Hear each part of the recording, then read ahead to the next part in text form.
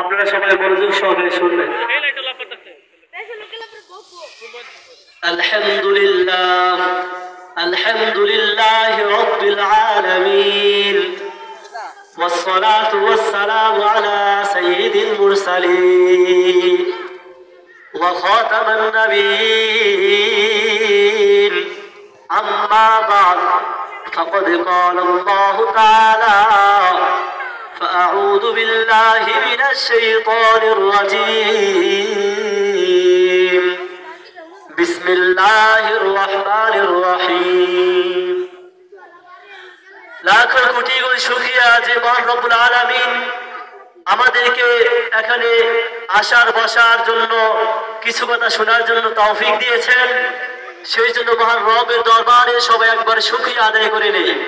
সবাই বলেন আলহামদুলিল্লাহ। আল্লাহ পাক বলছেন, যে ব্যক্তি আমার নিয়ামত পাইয়া শুকরিয়া আদায় করে আমি তার নিয়ামত বাড়াইয়া দেই। কি আল্লাহ পাক বলছেন, যে ব্যক্তি আমার নিয়ামত পাইয়া শুকরিয়া আদায় করে আমি তার নিয়ামত বাড়াইয়া দেই, আর যে ব্যক্তি আমার নিয়ামত পাইয়া শুকরিয়া আদায় করে না আমি তার নিয়ামত কমাইয়া দেই। তাহলে আমাদের কি করতে হবে? বেশি বেশি করে আল্লাহ পাকের নিয়ামতের শুকর আদায় করতে হবে। তাহলে আল্লাহ পাক আমাদেরকে নিয়ামত আমাদের বাড়িয়ে দেবেন। নিয়ামতের বিষয়ে মহান রব্বুল আলামিন পাক কুরআনের ভিতর মহান রব্বুল আলামিন সূরা আর-রহমানের ভিতর একই আয়াত একবার না দুইবার না 10 বার না 20 বার না আল্লাহ পাক 31 বার একই আয়াত বলেছেন। কোন আয়াতটা ভাই আমার বন্ধুরা আমার?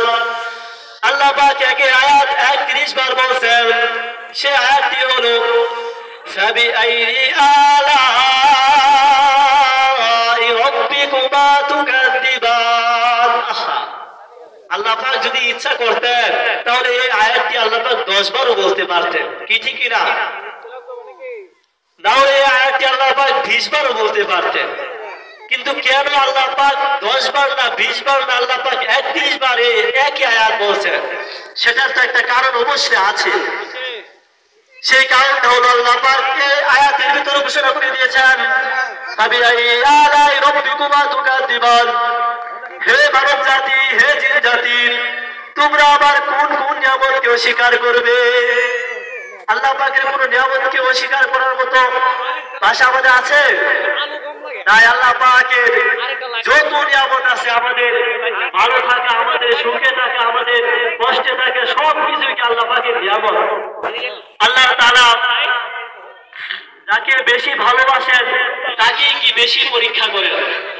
সেই জন্য মহান রব্বুল আলামিন সূরা আর-রহমানটা যে নাযিল করেছেন, একটা উদাহরণ আমি আপনাদেরকে দেই। যেরকম পৃথিবীর সবারই একটা একটা করে নববধূ আছে, আছে কিনা? একটা একটা করে নববধূ আছে। কিন্তু আল্লাহ পাকের এই কোরআনের পাক কালামের ভিতর এই কোরআনেরও একটা নববধূ আছে। সেই নববধূর নাম কি? আরুশ শব্দের অর্থ কি? আরুশ শব্দের অর্থ আলেমরা পারবে। আরুশ শব্দের অর্থ হলো নববধূ। এই পাক কালামের নববধূ হলো সূরা আর-রহমান। বলেন সুবহানাল্লাহ। সূরা আর-রহমানকে আল্লাহ পাক কোরআনের নববধূ হিসেবে ঘোষণা করে দিয়েছেন। আল্লাহ পাক বলতেছেন আরুশ আর-রহমান। এই আর-রহমান সূরা আর-রহমান হলো এই পাক কালামের নববধূ। বলেন সুবহানাল্লাহ। এই পাক কালামের নববধূকে সূরা আর-রহমান। সূরা আর-রহমান আল্লাহ পাক প্রথম আয়াতেই বলছেন, ভাইরা আমার, বন্ধুরা আমার, মনোযোগ সহকারে বিষয়টা শুনবেন। আল্লাহ পাক বলতেছেন আর-রহমান, আমি আল্লাহ, আমি দয়াময় আল্লাহ, আমি রহমতের ওয়ালা মালিক। তোমাদের যা কিছু আছে দুনিয়ার জমিনে সব কিছু আমি আল্লাহর কাছে চাই, আমি আল্লাহ তোমাদেরকে দিয়ে দেবো। বলেন সুবহানাল্লাহ। তাহলে আমাদের কার কাছে চাইতে হবে? কোন পীর মুরিদের কাছে চাইতে হবে? কোন বাবা খাজার কাছে চাইতে হবে? না, আমাদের চাইতে হবে একমাত্র মহান রব্বুল আলামিনের কাছে, যে রব্বুল আলামিনের দরবারে কোনো কিছু অভাব নাই, সব কিছু আছে।